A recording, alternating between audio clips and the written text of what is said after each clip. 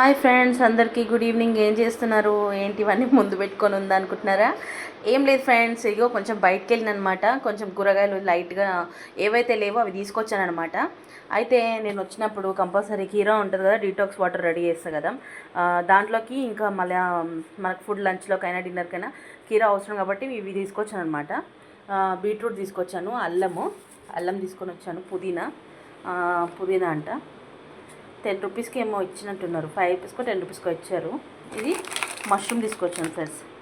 Mushroom పలమనా లేకపోతే మష్రూమ్ది curry అయినా చేద్దామని ఫ్రెష్గా కనిపించినాయి ఫ్రెండ్స్. అక్కడ చాలా ఫ్రెష్గా అనిపించిందని తీసుకున్నాను, లేకపోతే తీసుకోకపోయేదని.